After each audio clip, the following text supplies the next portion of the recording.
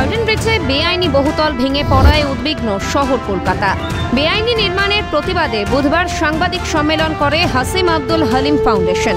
অন্যান্যদের মধ্যে উপস্থিত ছিলেন অবসরপ্রাপ্ত বিচারপতি অশোক গঙ্গোপাধ্যায়। গার্ডেন ব্রিজের যে এলাকায় বেআইনি বহুতল ভেঙে অকালে ঝরে গিয়েছে 12টা প্রাণ, সেখানকার কাউন্সিলর দামি দামি গাড়ি চড়া, প্রায় লন্ডন দুবাই করা তৃণমূলের শামস ইকবাল। এলাকার বিধায়ক খোদ কলকাতার মেয়র ফিরহাদ হাকিম স্বভাবতই গার্ডেন ব্রিজের ঘটনা তুলে দিয়েছে একাধিক প্রশ্ন। শামস ইকবালের বাবা মুন্না একসময় ছিলেন ওই এলাকারই বড় চেয়ারম্যান। কলেজ ভোটকে কেন্দ্র করে পুলিশ খুনের ঘটনায় তিনি ছিলেন মূল অভিযুক্ত। মুন্নাকে বাঁচাতে মুখ্যমন্ত্রীর সে সময়কালের ভূমিকার কথা তুলে ধরছিলেন অশোক গঙ্গোপাধ্যায়। হরিমোহন ঘোষ কলেজে নির্বাচন চলছিল, সেই কলেজে ওই একজন সংখ্যালঘু সম্প্রদায়েরই যিনি সরকারের কাছের লোক, তার গুলিতে একজন পুলিশ অফিসার নিহত হন। হ্যাঁ, এবং তার ব্যাপারে তদানীন্তন যিনি ছিলেন আমাদের পুলিশ প্রধান, তিনি কঠিন একটু পদক্ষেপ নিয়েছিলেন। সঙ্গে সঙ্গে তাকে কম্পালসারি ওয়েটিংয়ে পাঠিয়ে দেওয়া হয় এবং তিনি পশ্চিমবঙ্গ ছেড়ে চলে যেতে বাধ্য হন। এইভাবে তো তিনি সংখ্যালঘুদের প্রোটেকশন দিচ্ছেন।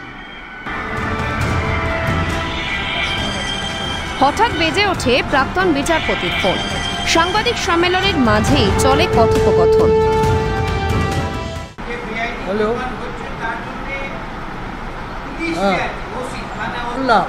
আজকে যে আমাদের অর্থমন্ত্রী বললো আমাকে টাকা নিয়ে আমি নির্বাচন লড়তে পারবো না, আর কাউন্সিলর 5 কোটি টাকা গাড়িতে ঘুরে বেড়ায়, সে তুমি দেখতে পাও না?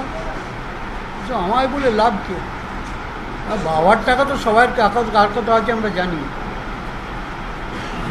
না না তা না না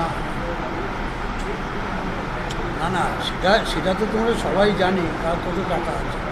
ভাই দেখো, এসব কথা বলে লাভ নেই। আজকে পাড়ায় পাড়ায় হচ্ছে, আর তুমি আমার বাড়িতে এসো, আমার বাড়ির ছাদে উঠলে দেখাবো গলির মধ্যে 6টা অন্তত নাজিলের মধ্যে 6টা 5 তলা অবধি বাড়ি আছে। গলির মধ্যে গেলে 5 তলা 6 তলা বাড়ি ঘর তো করছে, একটা তো নয়, হাজার হাজার বাড়ি ভেঙে না পড়লো। এগুলো তো পলিউশন ক্রিয়েট করছে, তোমার সুয়ারেজ নষ্ট করছে, ড্রেনেজ নষ্ট করছে, আলো বাতাস নষ্ট করছে। শহরের তো একটা প্ল্যান আছে। তোমাকে একদিন দেখা হয়েছিল, আমি বলেছিলাম, তোমার মনে আছে?